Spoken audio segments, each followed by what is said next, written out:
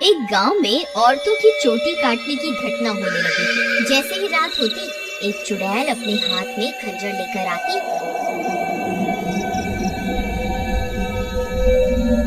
और जो भी औरत उसे सोती हुई मिलती, वह चुड़ैल उसकी चोटी काट कर वहाँ से चली जाती। किसी को ये समझ नहीं आ रहा था कि ऐसा क्यों हो रहा है। फिर एक दिन, अरे भगवान, अपने बालों को छुपा कर रखो। पूरे गांव में चोटी काटने की घटना बढ़ती ही जा रही है। कहीं उस चुड़ैल की नजर तुम्हारे लंबे बालों पे चली गई तो वो तुम्हारी चोटी काट कर ले जाएगी। अजी, आपको घबराने की कोई जरूरत नहीं है। किसी चुड़ैल की इतनी हिम्मत कहाँ कि वो मेरी चोटी को हाथ भी लगा सके। अच्छा, ये बात है। जैसी तुम्हारी मर्जी। मेरा काम था तुम्हें होशियार करना। अगर चोटी कट गई तो फिर मेरे पास रोते हुए मत आना। इतना बोलकर भीमा वहाँ से चला जाता है। फिर रात होने पर वह चोटी काटने वाली चुड़ैल फिर से गांव में आती है। वह अपने शिकार को इधर उधर ढूंढ रही होती है। तभी उसे एक घर की खिड़की से एक औरत सोती हुई दिखाई देती है। वह चुड़ैल उस घर में घुस जाती है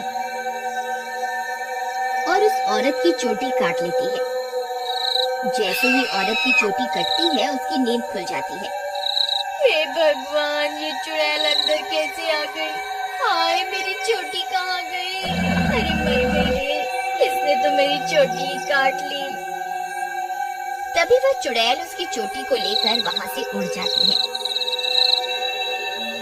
तभी वह औरत उसका पीछा करती है, लेकिन वह चुड़ैल अंधेरे में कहीं गायब हो जाती है। तभी उसका पति भी उसके पीछे पीछे वहाँ आ जाता है। क्या हुआ मीना, तुम अचानक इतनी रात को यहाँ क्यों भाग कर आ गई? देखिए ना, इस चुड़ैल ने मेरी चोटी ही काट दी और ना जाने अंधेरे में कहाँ गायब हो गई है। हे भगवान, ये क्या हो गया? तुम तो ठीक हो ना? उसने तुम्हें तो कोई नुकसान नहीं पहुँचाया ना?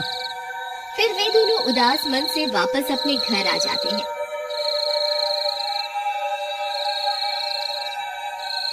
अगले दिन सुबह होने पर मीना की चोटी कटने की बात पूरे गांव में फैल जाती है। सब लोग उस चुड़ैल के बारे में बातें कर रहे होते हैं। फिर भीमा को अपनी पत्नी की फिक्र होती है, तो वह अपने घर की ओर चल देता है। घर पहुंचकर वह अपनी पत्नी के कमरे में जाता है तो देखता है कि उसकी पत्नी अपने बालों को संवार रही होती है। अरे सुमन, तुम्हें पता चला? कल रात को मेरे दोस्त मोहन की पत्नी की चोटी उस चुड़ैल ने काट ली। मुझे तो तुम्हारे लिए बहुत डर लग रहा है। कहीं वो चुड़ैल यहाँ ना आ जाए। अजी, हमें घबराने की कोई जरूरत नहीं। आप डरिए मत, मुझे कुछ नहीं होगा। सुमन, तुम्हारे बाल तो दिन ब दिन लंबे ही होते जा रहे हैं। पहले तो ये इतनी तेजी से नहीं बढ़ रहे थे। ये अचानक से इन्हें क्या हो गया? अजी, मैं अब अपने बालों की कुछ ज्यादा ही देखभाल कर रही हूँ ना, इसलिए। ठीक है, ठीक है। तुम अपना ख्याल रखा करो। मैं अपने दोस्त मोहन से मिलकर आता हूँ।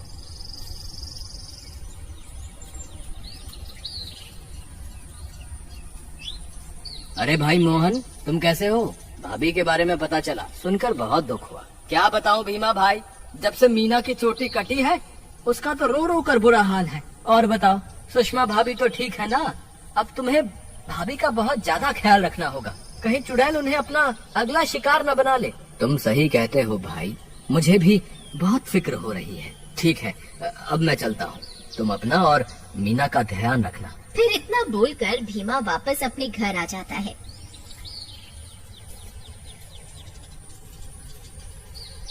रात होने पर भीमा सो रहा होता है।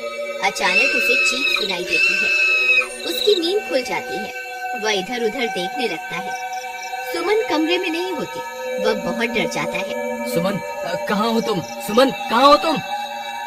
अरे, मैं तो लुट गई, बर्बाद हो गई। ये चुड़ैल तो मेरी चोटी काट कर ले गई। हाय, मैं तो लुट गई। अरे, ये किसकी आवाज है? लगता है चुड़ैल ने फिर से किसी औरत पर हमला कर दिया है। मुझे बाहर जाकर देखना होगा। फिर वह भाग कर बाहर जाता है और देखता है कि बाहर कुछ गांव वाले खड़े होते हैं। वह उनके पास जाता है। क्या हुआ भाई? ये चीख पुकार कैसी थी? क्या हुआ? सब ठीक तो है ना? नहीं भाई, अभी अभी चुड़ैल इस बेचारी की चोटी काटकर अंधेरे में गायब हो गई।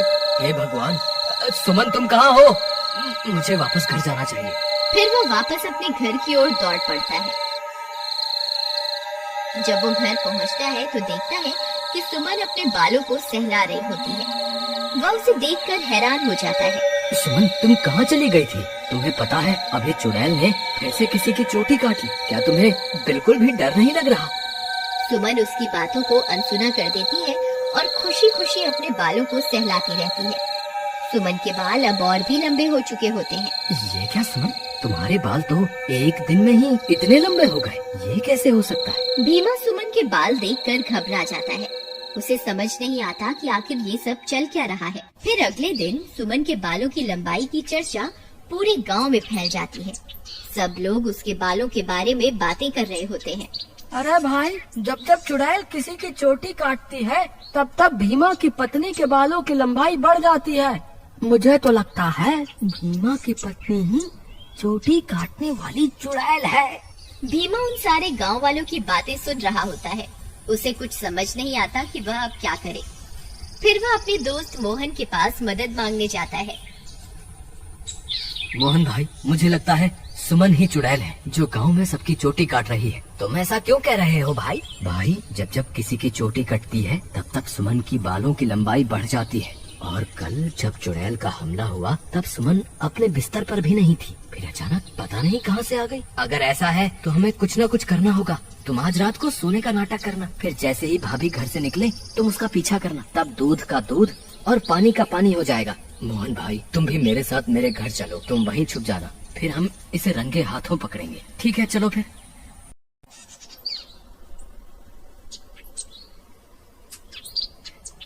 फिर वे दोनों भीमा के घर आ जाते हैं और मोहन अलमारी के पीछे छुप जाता है। रात होने पर भीमा सोने का नाटक करता है। तभी सुमन उठती है और घर से बाहर निकल जाती है। भीमा भाई उठो, देखो भाभी घर से बाहर निकल गई है।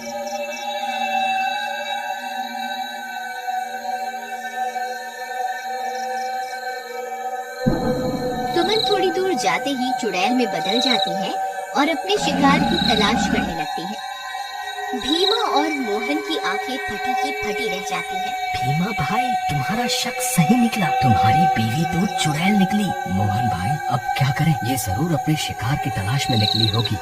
अगर हमने इसे नहीं रोका तो आज ये फिर से किसी की चोटी काट लेगी। लेकिन भीमा भाई, भाभी सबकी चोटियाँ क्यों काट रही है? मुझे क्या पता भाई, जब तू अपनी भाभी से मिलेगा तो पूछ लियो। चलो इसका पीछा करते हैं। थोड़ी दूर उसका पीछा करने पर चुड़ैल एक जगह पर रुक जाती है। फिर वह इधर उधर अपने शिकार की तलाश करने लगती है। तभी चुड़ैल की नजर एक घर पर पड़ती है और वह उस घर में घुस जाती है। वहाँ उसे एक औरत सोती हुई दिखाई देती है। भीमा भाई, भाभी तो एक घर में घुस गई, अब क्या करें? अरे बेवकूफ, ये भाभी भाभी क्या लगा रखा है? इस वक्त वो तेरी भाभी नहीं है, वो एक चुड़ैल है। चलो हम भी इसके पीछे चलते हैं। अरे वाह, इसके बाल तो बहुत लंबे हैं। आज इसे ही अपना शिकार बनाऊंगी। तभी भीमा और मोहन वहाँ पहुँच जाते हैं।